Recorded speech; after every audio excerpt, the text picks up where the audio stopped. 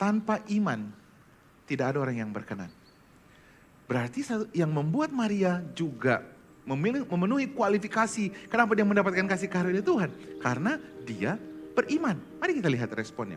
Pada waktu malaikat Tuhan datang kepada Maria dan menceritakan bahwa dia akan mengandung. Saudara perhatikan, bagi bangsa Israel, perempuan yang tidak punya suami mengandung, dia akan dilempar sampai mati.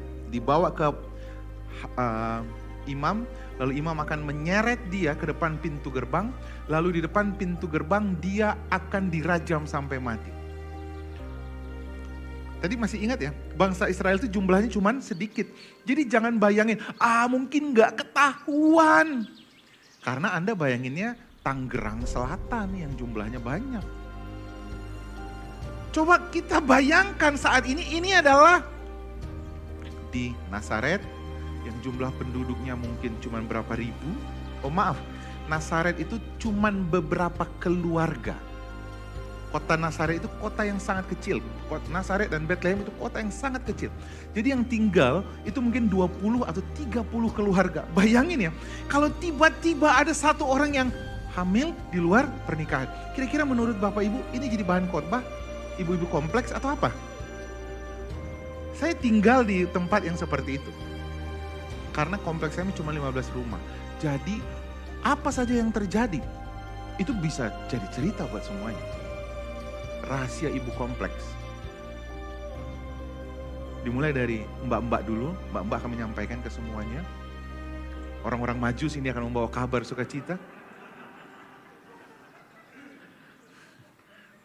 Ketika mereka bertemu ya, ngobrol di lapangan mainan anak, wah itu semua rahasia. Bahkan mereka tahu kapan kedatangan Tuhan yang kedua kali. Jadi kebayang dong, harusnya Maria mendengar kabar ini ketakutan. Karena resikonya dia akan hamil, dan dia akan hamil pasti bentuk tubuhnya berubah dan akan dihitung mana suaminya, lalu dia akan mati. Perhatikan apa yang terjadi sama Maria. Ketika disampaikan berita itu, lalu malaikat juga menyampaikan bahwa saudaramu Elizabeth yang mandul itu juga sedang hamil. Kata Maria kepada malaikat, sesungguhnya aku ini adalah hamba Tuhan. Lihat saudara jawabannya, perhatikan. Jadilah padaku menurut perkataanmu. Maria, ini sangat berbeda nanti dengan jawaban orang lain. Maria cuma bilang begini, apa yang kau katakan terjadilah di dalam hidup. Itu yang disebut dengan berserah, saudara. Berserah itu gini, apa kata firman, pokoknya apa kata firman, aku percaya aja deh. Resikonya, walaupun resikonya pada saat itu, mati dilempar sama batu. Perhatikan, apa yang terjadi sama bangsa Israel. Waktu bangsa Israel, Tuhan datang kepada bangsa Israel di dalam kitab Keluaran 19. Waktu Tuhan ngomong sama bangsa Israel, hei lihat, aku mau menyatakan kebaikanku kepada engkau asal kau ingat perjanjianku. Tuhan mau mengingatkan mereka perjanjian iman. Waktu itu bangsa Israel jawabnya apa? Seluruh bangsa itu menjawab bersama-sama, segala yang difirmankan Tuhan akan kami lakukan. Apa yang Tuhan ngomong pokoknya kami kerjakan berdasarkan perbuatan kami. Lihat saudara, kalau Maria berkata, yang terjadi, terjadilah Tuhan di dalam hidupku. Sesuai dengan firman-Mu. Kalau bangsa Israel bilangnya begini, apa yang kau bilang kami akan kerjakan menurut perbuatan kami. Hati-hati saudara. Kalau saudara berpikir apa yang kau terima, apa yang kau alami, apa yang kau achieve hari ini, itu karena kehebatanmu, kepintaranmu, koneksimu. Saudara, one day kau akan melihat apa yang kau pegang selain Tuhan itu shaky. Semuanya akan goyah karena firman Tuhan yang katakan bahwa segala sesuatu itu akan diuji, dan kalau kau berdiri di tempat yang tidak kuat selain Kristus, itu akan jatuh. Bukan Tuhan yang menguji engkau, tapi iblis yang datang membawa pencobaan. Tapi kalau kita berdiri di atas batu karang itu, di atas firman Tuhan, kau tidak akan pernah jatuh. Bangsa Israel bilang berdasarkan perbuatan. Nah lihat saudara, ada contoh yang lain. Ada seorang kaya, saya sering khotbahkan ini juga, ada seorang kaya yang datang kepada Tuhan Yesus dan dia berkata begini, anak muda yang kaya. Ada seorang datang kepada Yesus dan berkata, Guru, perbuatan baik apakah yang harus aku perbuat? Saya mau memberikan contoh kepada saudara bahwa yang diterima Tuhan itu imanmu, bukan perbuatan baikmu. Saya ulang. Yang Tuhan terima itu imanmu, dan iman itu timbul dari Roma. Iman itu timbul dari... Nah jadi saudara dengarkan saya baik-baik. Ketika engkau sedang mendengarkan firman Tuhan seperti ini, kau sedang intim sama Tuhan. Ini adalah proses keintiman kita di dalam Tuhan, saudara. Jadi ini adalah proses golden moment di dalam hidup kita. Saya tidak sedang berusaha memotivasi saudara. Ini adalah proses intimnya kita di dalam Tuhan. Karena apa? Ketika saudara intim dengan firman, iman timbul dari pendengaran akan firman Kristus. Jadi mukjizat itu keluar, kalau kita gambarkan anak keluar ketika suami dan istri sedang ngapain? Intim. Sekali lagi itu khotbah minggu depan. Apa yang harus aku perbuat katanya untuk memperoleh hidup yang kekal? Ketika dia datang sama Tuhan, dia menonjolkan perbuatannya. Padahal Tuhan kan gak cari perbuatan. Lalu jawab Yesus, apakah sebabnya engkau bertanya kepadaku tentang apa yang baik? Hanya satu yang baik, tapi jika engkau ingin masuk ke dalam hidup, turutilah segala perintah Allah. Karena dia datang pakai perbuatan, Tuhan bilang ya udah, lakukanlah hukum Taurat. Dan orang muda ini pun, anak muda yang kaya ini, gagal. Saya sedang membuat iman versus perbuatan. Galatia 3 ayat 11, tidak ada orang yang dibenarkan di hadapan Allah karena melakukan hukum Taurat. Jadi kalau saudara datang sama Tuhan lalu berkata begini, Tuhan kenapa aku tidak diberkati padahal aku sudah setia melayani Engkau Tuhan. Saudara, setiap kali kita mengandalkan perbuatan kita, perbuatan baikmu seperti kain kotor di hadapan Tuhan. Tuhan kenapa aku belum sembuh saja lagi Tuhan. Padahal aku tuh sudah melayani Tuhan. Aku sudah memberikan diriku. Lihat saudara. Setiap kali kamu datang membawa perbuatanmu kepada Tuhan. Di mata Tuhan. Apa saudara? Kamu tidak layak.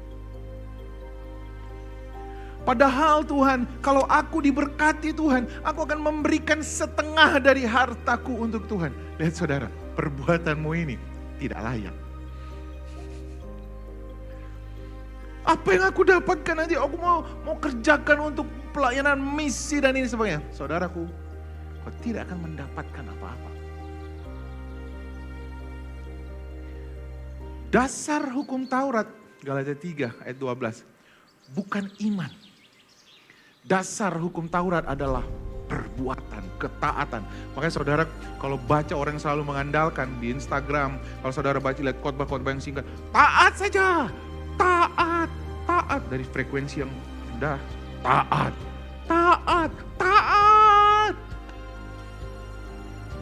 Semakin saudara kerjakan, semakin tidak ada iman saudara.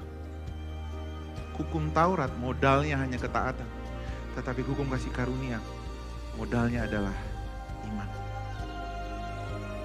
Amin. Ayat 12 dikatakan, tetapi dasar dari hukum Taurat bukanlah iman, melainkan siapa yang melakukannya. Lihat Maria datang sama Tuhan, dia bilang ini, terserah Tuhan apa yang mau kau lakukan, kerjakanlah di dalamku. Bangsa Israel ketika datang sama Tuhan, dia bilang apa? Tuhan apa yang kau bilang, kami akan kerjakan. Anak muda itu ketika datang sama Tuhan, dia bilang ini, apa yang harus aku lakukan supaya memperoleh hidup yang kekal? Apa yang harus aku lakukan? Kekuatan dari hukum Taurat adalah perbuatan saudara. Ketaatan saudara. Dan lihat saudara, Jadi hukum Taurat itu adalah penuntun. Bagi kita sampai, apa dikatakan? Sampai, berarti ada batasnya nggak hukum Taurat itu? Saya nggak bisa melihat mulut saudara memang, tapi saya cuma bisa melihat tarikan nafas, kan kempes apa gitu ya. Hukum Taurat itu adalah penuntun. Jadi kalau ada orang jalan, anak kecil jalan, dia dituntun. Sampai katanya Kristus datang. Berarti hukum Taurat itu, penuntun itu selesai sampai Kristus datang. Clear. Jadi kalau sampai sekarang ada orang lagi masih, pokoknya kamu harus taat supaya kamu layak di hadapan Tuhan. Oh saudara, itu sudah selesai sampai Kristus datang. Makanya ini kabar kesukaan bagi bangsa Israel. Mereka tidak lagi dinilai berdasarkan hukum Taurat. Lalu dikatakan, supaya kita dibenarkan karena iman. Sekarang, iman itu telah datang. Siapa itu? Kristus. Iman timbul dari pendengaran akan firman Kristus. Iman itu telah datang, karena itu kita tidak lagi berada di bawah pengawasan penuntun. Amin. Sebab kamu semua adalah anak-anak Allah karena iman di dalam Yesus Kristus. Ini tipikal orang yang hidup di dalam hukum Taurat. Perbuatannya selalu diandalkan. Makanya ketika dia, aduh kenapa ya saya ada masalah keuangan. Salah apa ya saya Tuhan. Tuhan, oh Tuhan padahal saya mau pergi pelayanan, kenapa pecah ban. Oh Tuhan, kenapa saya mengalami hal yang buruk? Padahal Tuhan, kalau proyek ini berhasil, gitu ya, aku akan berikan untuk pelayanan Tuhan. Ini janji yang ke-112 yang dia buat, yang dia lupa. Oh Tuhan harusnya, lihat saudara. Kita juga sering mendengar ya, kalau kita datang ke rumah sakit atau kita ikut asuransi gitu ya, mereka akan bilang, ada kanker nggak neneknya, ibunya, kamu, benar ya? Ada darah tinggi nggak orang tuanya, ada riwayat darah tinggi, bapak ibu? Kutuk dalam hukum Taurat akan mengejar engkau sampai keturunan ketiga dan keempat. Banyak anak Tuhan masih ngomong, iya pak, saya darah tinggi karena kakek saya juga darah tinggi. Saudaraku, di dalam Kristus semua kutuknya sudah dibatalkan. Asik gak di dalam Kristus? Kalau saudara bilang, saya mau yang lebih, saya ini suka nonton film horor pak. Makanya saya lebih suka hidup di dalam hukum Taurat. Lebih horor, jalannya lebih berkerikil. It's okay, cook yang dikasih Tuhan itu lebih ringan dan enak. Saya kasih contoh berikutnya, ada seorang Farisi yang datang sama Tuhan Yesus. Farisi berarti dia ahli Taurat saudara. Farisi ini jago firman Tuhan. Farisi ini dia bukan hanya seorang Farisi, dikatakan seorang Farisi yang bernama Nikodemus dan dia seorang pemimpin agama Yahudi. Jadi dia bukan hanya seorang Farisi tetapi dia pemimpin agama. Jadi dia ngerti banget hukum Taurat. Dia ngerti banget bahwa melakukan hukum Taurat dia selalu gagal. Apa yang dia datang kepada Tuhan Yesus?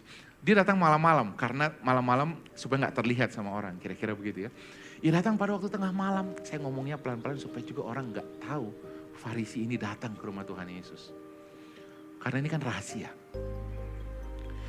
Dia datang pada waktu malam kepada Yesus dan berkata, Rabi, kami tahu bahwa engkau datang sebagai guru yang diutus Allah. Sebab tidak ada seorang pun yang dapat mengadakan tanda yang engkau adakan itu jika Allah tidak menyertainya. Lihat saudara, ada gak dia ngomong sedikit pun tentang perbuatan? Kak, dia cuma bilang, aku tahu kau yang diutus itu. Melewati tanda-tanda, melewati semuanya yang sudah dikatakan oleh para nabi-nabi. Kamu itu karena tidak mungkin orang lain karena tanda-tanda itu ada di dalam engkau. Dia kira-kira ngomong seperti itu. Saudara lihat, berarti orang ini selama ini ngapain? Meneliti firman Tuhan dan dicocokin dengan siapa? Dengan Yesus. Sama enggak dengan Maria? Maria itu ngelihat firman Tuhan enggak? Apa yang dikatakan dalam kitab Yesaya? Apa yang dikatakan dalam firman Tuhan bahwa dia harus seorang dari keturunan Daud, benar? Dia harus tinggal di Nazaret. Maria tuh bilang, gini kira-kira. Kalau Liam tuh begitu. Setiap kali ditanya, Liam ini mana? Selalu seperti itu. Waktu malaikat datang, kamu akan melahirkan seorang bayi dan kamu akan menamai dia Immanuel. Tahu Bapak Ibu, yang di pikirannya firman Tuhan itu dicocokin sama semua nubuatan para nabi. Lalu dia bilang apa? Jadilah sesuai dengan firman Tuhan. Makanya Bapak Ibu penting sekali ketika ada kabar sesuatu di dalam hidup kita, cocokin sama apa? Firman Tuhan. Orang beriman merespon segala sesuatu dengan firman, bukan dengan perasaan. Orang beriman, orang yang hidup di dalam kasih karunia, dia selalu merespon segala sesuatu dengan firman Tuhan. Bayangkan kalau pada saat itu Maria nggak tahu firman Tuhan, PA jarang datang, gereja ketiduran. Persekutuan selalu telat setelah khotbah, kan biasa habis khotbah makan-makan kan. Dia datang, lalu malaikat datang. Dia nggak pernah dengar tentang nubuatan Yesaya. Dia tidak pernah dengar nubuatan di Alkitab Hizkia. Dia tidak pernah dengar, saudara. Dia datang. Dan bam, malaikat datang. Kau akan mengandung seorang bayi. Copot Tuhan. Kenapa aku Tuhan? Yang lain saja. Menurut saudara, dia akan melahirkan Tuhan Yesus nggak? Enggak, saudara. Ketika terjadi sesuatu di hidup saudara, penting bagi saudara intim sama firman Tuhan. Supaya respon saudara, walaupun ini menakutkan, dirajam sampai mati saudara. Dia bilang, yang jadi biarlah kehendakmu. Dia udah cocokin saudara. Amin. Yang jadi sesuai dengan kehendak. Wih, ini keren banget saudara.